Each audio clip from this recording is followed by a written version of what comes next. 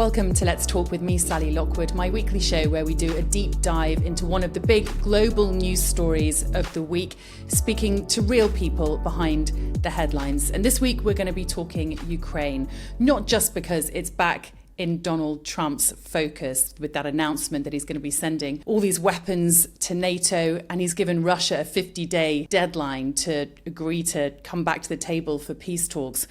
Well, let's speak to Julia Pogrebna, because the reality on the ground for people in Ukraine is worse than ever. Julia, thanks so much for making time for me once again. How are you doing? I'm okay. Thank you very much, Sally. How was last night? Last night was relatively okay for Odesa city, although we had like 5 or 6 alarms during the night, so we still had to wake up and check. And mainly the drones, they were flying into the States, so I didn't have to go to the bomb shelter. As I mentioned to you, this month was the first time when I actually started going down to the bomb shelter since the beginning of the war, because in Odesa city, the number of attacks has increased like 10 times. Sometimes we have over 500 drones during the night. And the same is happening in other bigger cities, of course. But for us over here, it's really now a matter of chance. So I guess one should be just stupid not to go down to the bomb shelter. They can hit just a multi-story building or fall anywhere downtown, so nobody is protected anywhere nearby. And last night I didn't have to go down, but I was awake every time when we heard the siren, just to check if we have to pack and go. I hear this from everyone that I speak to in Ukraine, all my contacts there. They describe the same feeling of exhaustion, because this has been more than 3 years now of broken sleep. And as you just said, 5 air raid sirens last night. So that's 5 times that you were woken up and then you lie there waiting to hear what happens next. And just to put it into context with people, Julia, you say this is the first time in more than 3 years of this war that you are now using the bomb shelter. In the times that I've been in and out of Ukraine during the war, we have rarely gone down to the bomb shelter because you just can't every night, because the air raid sirens are so frequent that you just sort of take a calculated risk. And I guess, a lot of people in Ukraine were handling the situation like that, and now you're choosing to go down to the bomb shelter. Why is it that you feel so much more vulnerable now than before?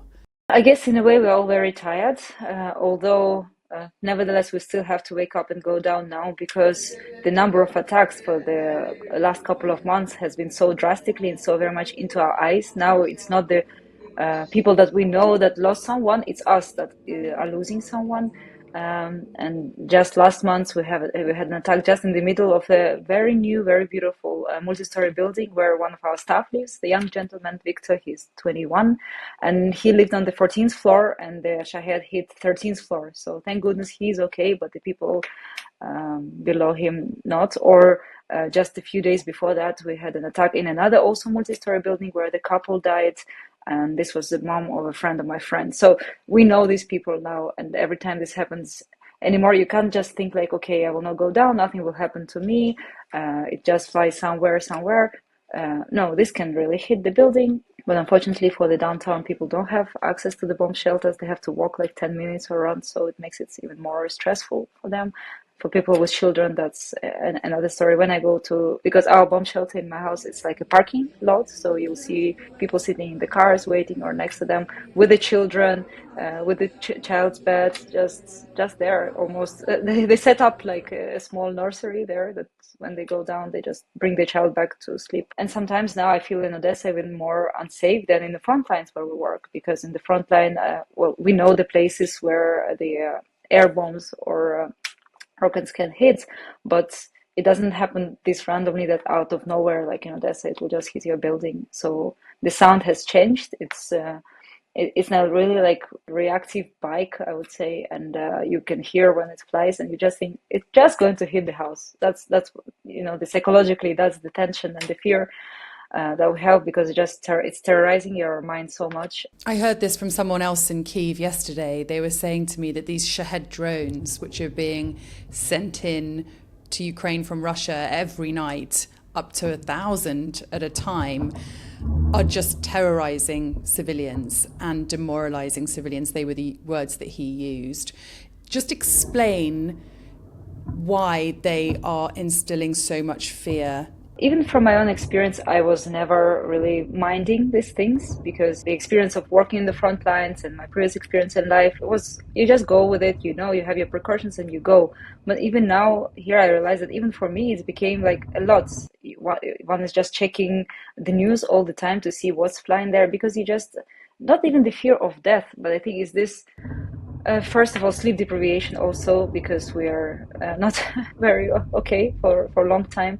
And the amount of attacks, the amount of people being killed or animals being killed. Last week we got hit just in the middle of the day next to the horse stable, and some horses and other animals died. So it was really very devastating for us to hear. So even at work here in the office in New Dawn, we insist now for all the staff to go to the bomb shelter, because a lot of time ballistic rocket, they fly during the day and they can hit anywhere in town. Again, they hit the big beautiful hotel some time ago. So it happens. And for people, when I see now it's ballistic, before everybody like, no, we have to keep on working, we can't just be going down to the bomb shelter every 5 minutes. But now everybody just up you go.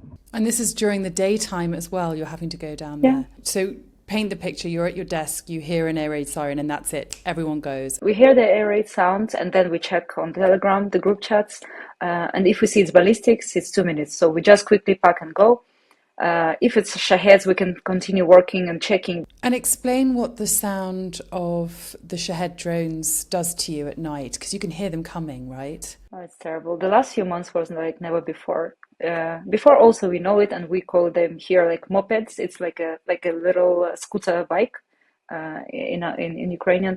So it does sound like a scooter bike, but now it's more like a proper sport motorbicycle. So it is a very like whir, and you will hear it, and it's very fast. Sometimes when we see it, I see it from my window. Sometimes when I don't have time to go down, and it just flies very fast, like very fast, very quickly.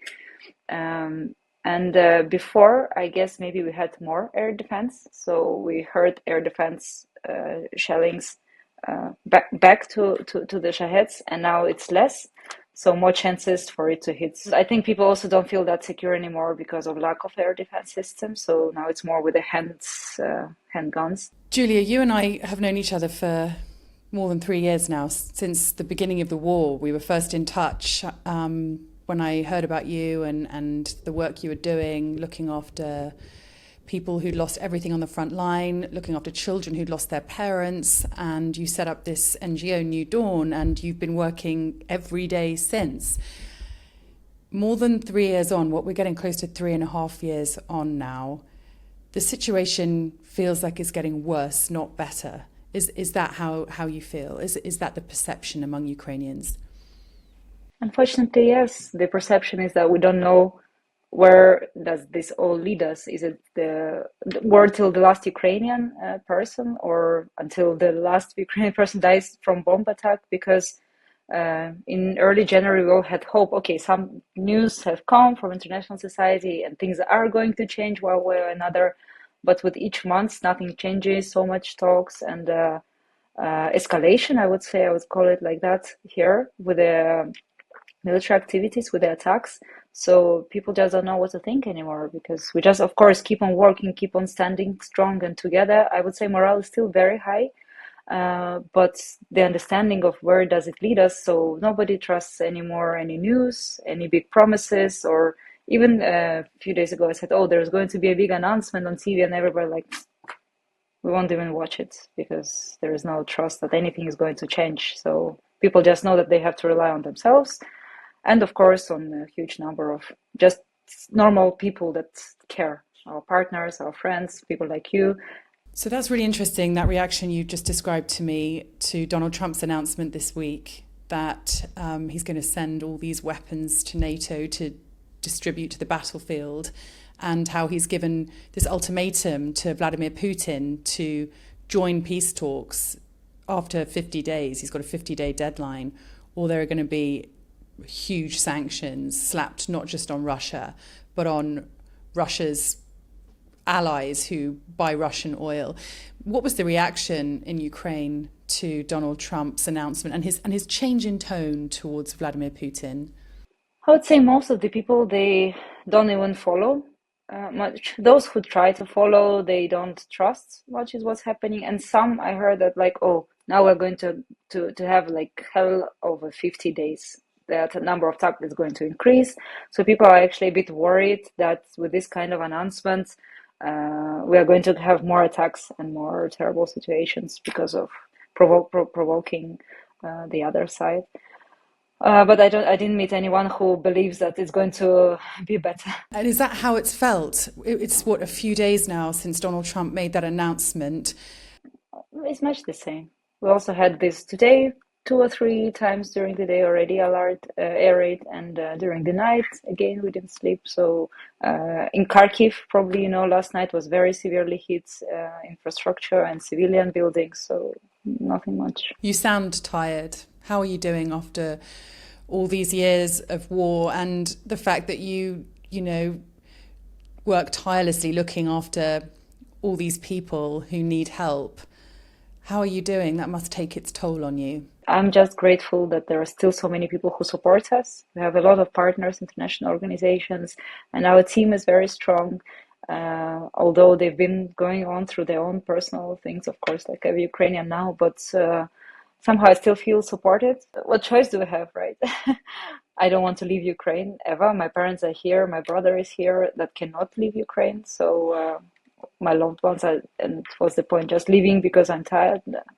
So we stay here and continue. Julia, thank you so much for speaking to me and keeping me up to date with the reality of what is actually happening on the ground and what real people are going through in this war, when so much of the international attention is often diverted elsewhere. You are living it every day and things are not changing. Please do stay in touch. Come back again soon to chat to me. It's always a fascinating insight, if not a rather upsetting one as well, to hear how things are going. I really hope things improve soon. Thank you. We hope so too. Take care. And if you want to listen to more conversations like the one with Julia, then please hit subscribe. It's completely free and it makes a real difference to how this channel grows.